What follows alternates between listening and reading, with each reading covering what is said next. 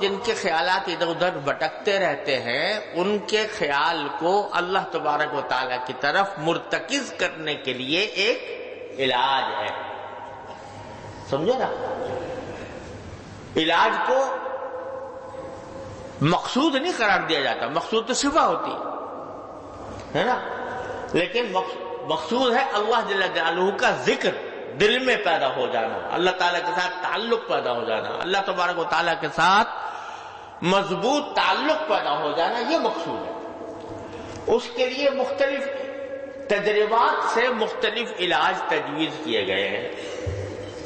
کسی بزرگ نے اپنے تجربے سے یہ محسوس کیا کہ یہ جو دل ادھر ادھر گھوم رہا ہے اس کو اللہ تعالیٰ کی طرف متوجہ اور مرتکز کرنے کے لیے یہ طریقہ کیا ہے؟ مفید ہے. یہ طریقہ مفید ہے. تو انہوں نے وہ طریقہ اختیار کر لیا. دوسرے نے کوئی اور طریقہ، یہ جو سلسلے کہلاتے ہیں نا، چشتیہ، قادریہ، نقشبندیہ، سہروردیہ،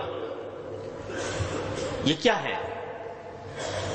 یعنی ایک طریقہ ہے اللہ جل جلالہ تک پہنچنے کے لیے اور اللہ تعالیٰ کا تعلق دل میں پیدا کرنے کے لیے مختلف اولیاء اللہ نے اپنے اپنے تجربات سے کوئی خاص طریقے مقرر کر دیے ہیں.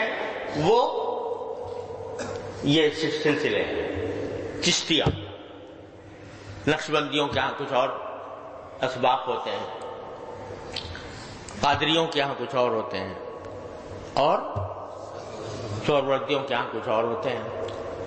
لیکن کوئی یہ نہیں کہتا، اگر کوئی برحق علماء برحق میں سے ہے اور تو کوئی یہ نہیں کہتا کہ بس دین اور سنت اس میں منحصر ہے. جو میں طریقہ کہتا ہوں اس میں کوئی منحصر قرار نہیں دیتا، سمجھے نا؟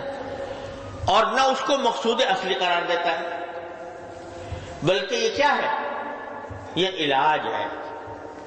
اور علاج کے طور پر یہ طریقے مقرر کیے گئے. علاج کے طور پر ان کو اختیار کیا جائے. تجربے سے معلوم ہوتا ہے کہ الحمدللہ اس سے فائدہ ہوتا ہے، اس سے اللہ جل جلالہ کی یاد دل میں بیٹھتی ہے، اللہ تبارک و تعالیٰ کا ذکر دل میں بیٹھتا ہے.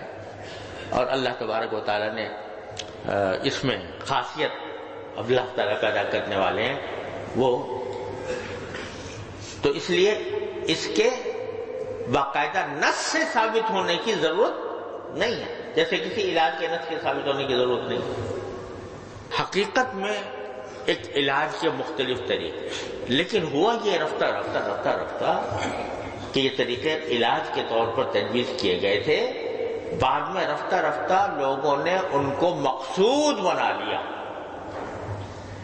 اور طریق کو، یعنی طریق سلوک کو، اللہ تبارک و تعالیٰ تک پہنچنے کے راستوں کو ان میں منحصر سمجھ لیا. یہ ہے تو بس ٹھیک ہے، یہ نہیں ہے جو کوئی نہیں کرتا تو اس کا کچھ بھی کوئی گویا دین کا کوئی کام نہیں کر رہا. وہ یہ غلو، یہ افراط یہ پیدا ہو گیا تھا خانقاہوں میں. اسی غلو اور افراد کو ختم کیا ہمارے حضرت والا حکیم الامت حضرت مولانا اشرف علی صاحب تھانوی رحمۃ اللہ علیہ نے، جو خانقاہ تو بنائی تھانہ بمن میں، لیکن اس میں دودھ کا دودھ اور پانی کا پانی کر دیا. کیا بات حقیقت ہے اور کیا لوگوں نے اس کا افسانہ بنا دیا ہے.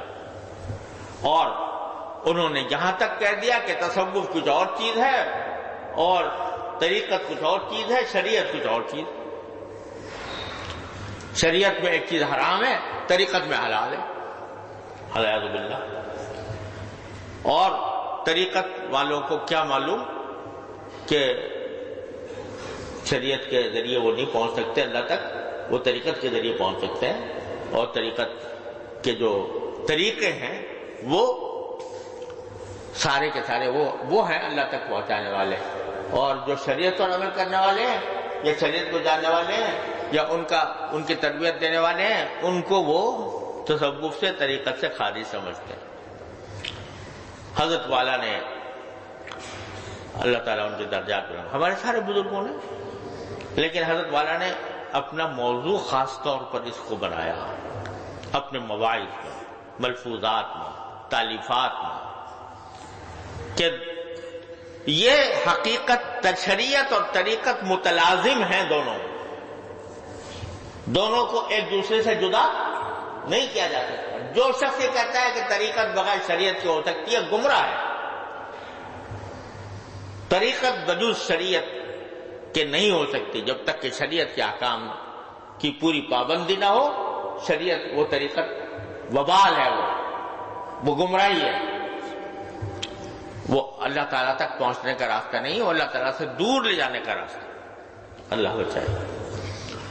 اس بات کو بہت ہی وضاحت کے ساتھ، جتنی وضاحت کے ساتھ اور جتنے تاکید کے ساتھ حضرت والا نے بیان کیا اس آخری دور میں. اسی لیے حضرت کو مجدد ملت کا کہ تجدید فرمائی ہے، تصوف و سلوک کی تجدید فرمائی. جتنی بدعتیں اس میں داخل ہو گئی تھیں، جن کی غلط فہمیاں پیدا ہو گئی تھیں، ان سب غلط فہمیوں کو، بدعات کو رد کر کے تصوف اور طریقت کو نکھار کر پیش کر دیا، جو عین قرآن و سنت کے مطابق.